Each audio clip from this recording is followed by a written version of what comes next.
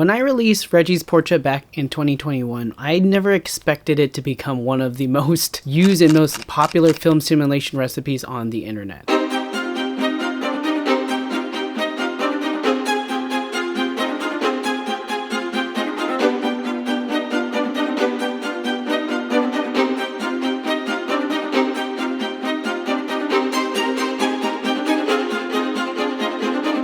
And now with new cameras coming out and new film simulations being released, everyone keeps asking how I've updated it since then. So today I'm giving you that 2025 update.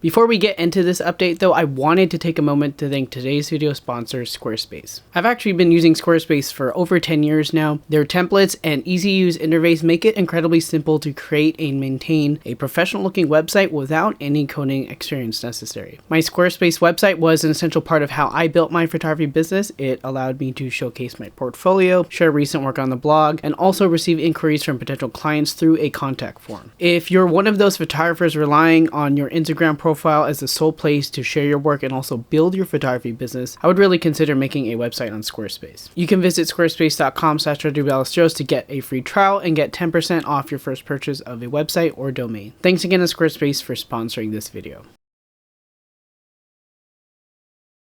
So a lot of people forget the original purpose of this recipe, or maybe they don't know about the original purpose of this recipe. So when I was testing film simulation recipes back in 2021, most of them didn't actually work for the genre that mattered most to me, and that was my daily family documentation. So carrying my camera every day and shooting in JPEG so I can just capture moments of my family and my kids as they're growing up. Because it was specifically my family, that meant it had to do well on melanated skin tones. So darker skin tones of my Filipino family is what I prioritize when choosing a recipe for this type of work. And some recipes look cool, but they all kind of like broke apart in the main thing that I needed, which is documenting people, specifically a melanated skin tone. So my goal never was to have it be the most aesthetic film simulation recipe for aesthetic's sake. It was to solve a specific problem and to fill a specific need that I had. Going off of this point, I do need to make another clarification and make it clear for 2025 moving forward is that Reggie's Portra is not meant to be a one-to-one match of the real film Kodak Portra or Kodak Portra 400. It's not going to be a 100% match, and that's because it never was meant to be. I wanted this film simulation recipe to kind of be a best of both worlds of both analog and also the conveniences of a digital workflow. So that meant it needed to be white balance agnostic because films are locked into that daytime white balance, and I didn't really want that. And then also I wanted it to be versatile across all different lighting conditions. And then lastly, I wanted it to look something similar to my edited Kodak Portra scans, not specifically like a raw flat lab scan. So from the beginning, it was supposed to be more of like a practical everyday look and not specifically a scientific emulation of Kodak Portra 400. So the main thing that I changed when it comes to like settings and workflow using Reggie's Portra in 2025 is kind of like a minor thing. So back in 2021, I shared that I pair the recipe with a Moment Cinebloom filter. Back then it was a 5% and then I moved over to a 10%. It kind of stayed there, 10% strength. And since that time, the availability of these filters actually not been so consistent. A lot of the popular sizes are not available, and they actually don't make filters small enough for the sizes of lenses like the 27mm 2.8 pancake prime, and they also don't make sizes for like Voigtlander lenses, which have a very small filter size. So in addition to the Moment Cinebloom, I'm also using the Earth Ethereal quarter strength. That's the one that I use a lot. So the Earth Ethereal 1/4 strength behaves similar to a Tiffin Black Pro Mist filter. So it's going to add some halation and bloom, and then it does affect the contrast a little bit.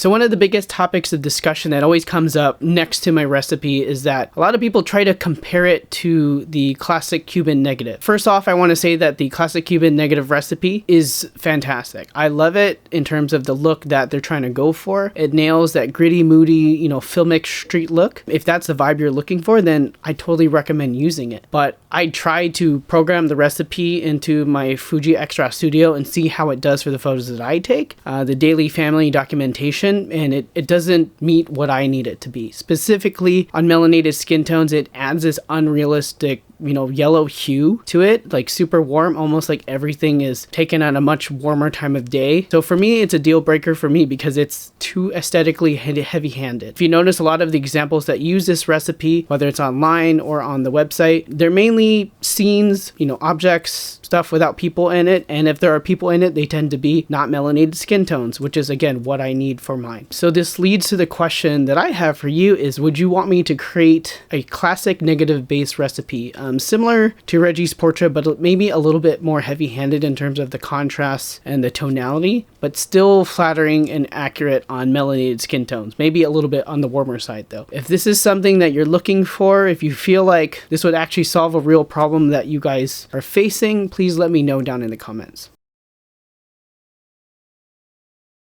Another big question I have from people in 2025 is, does this recipe work on the latest camera? Does it work on the X-E5? Does it work on the X106? Does it work on, all these newer cameras, specifically the X-Trans 5 sensors? Do we need to update anything to make sure that Reggie's Portra comes out correctly? The honest answer is no, you don't. Fuji X Weekly has added some updates on their blog saying that in order to use my recipe on newer sensors, you need to add some adjustments. And maybe that's valid for the recipes that they've created on their website, but they did not create Reggie's Portra. I did. And I'm not trying to be like a jerk or anything, but I've used this recipe on newer generation cameras like the X106, the X-E5, the X-T5, the XS20, all in the newer gen, and I use it the way that I shared it with you all, the same settings. So a lot of this confusion is coming from people using the new sensors or referring to Fuji X Weekly and wondering why I don't make the same changes. And I don't know, the examples you're seeing are what I shared with you. And I've tested it across both the 26 megapixel format and the 40 megapixel format X-Trans 5 sensors. So you don't have to question any of the settings that you're using. If it's coming out wrong, it's probably just because you're not exposing it with the exposure compensation or your manual exposure in the way that you need to. So just expose with your eyes and trust the recipe. Expose it a little bit higher if you wanted to be a little bit more pastel, or drop it down a little bit if you wanted to have a little bit more bold contrast and saturation. That's about it. You don't need to adjust anything on the color chroma effects or any of that stuff. Like, don't worry about that. I want to say the next popular request that I have is that, am I going to make more recipes, right? Like, what recipe do you use for night photography? What do you use when you're going traveling? What do you use when you're going to do automotive stuff? And the honest answer is I still use Reggie's Portra for all these scenarios. And my initial plan is I'm not going to plan to make anything new, because why? Because I don't need to. I make solutions and I get new tools for problems that I am facing. And Reggie's Portra has solved most of every problem that I have thrown at it. So, harsh light, indoors, skin tones, with flash. It works on all the different cameras that I own. It works on all the different genres that I throw at it. And because it's so versatile, I haven't felt like I needed to chase a dozen other looks. It's still my everyday recipe. So that's kind of that.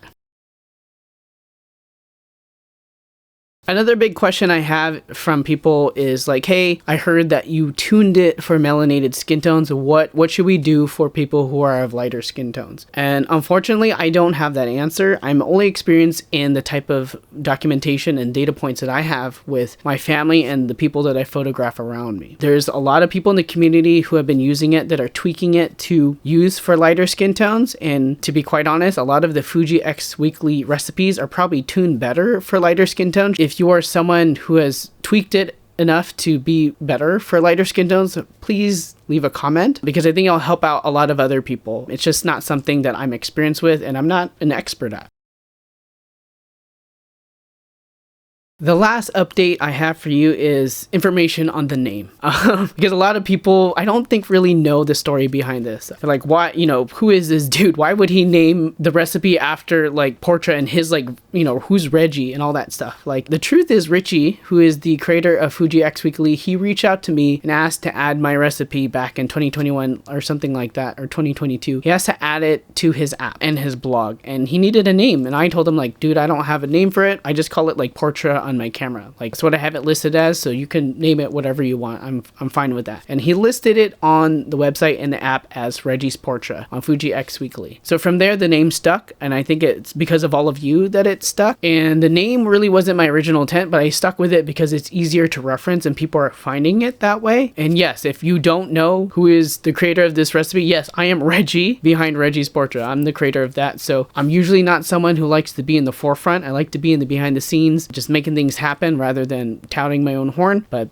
that's the story behind that. I just want to thank you all, because Reggie's Portra only became so popular because you're using it and sharing it and telling people about it and recommending it to your friends and new Fujifilm photographers. So whether you discovered it back in 2021 or you just recently learned about it, thank you for making this a community recipe, especially for those, who look like us, who look like me. I'm so happy that it's been able to empower you to document your lives and create client work and all this crazy stuff. It's gotten way bigger than I ever had imagined. If you want to see every single setting for this recipe, please check out my original video over here. It breaks down all the settings. And if you want that classic negative variant, can't make any promises, but I'll consider it. So let me know down in the comments if that's what you want to see.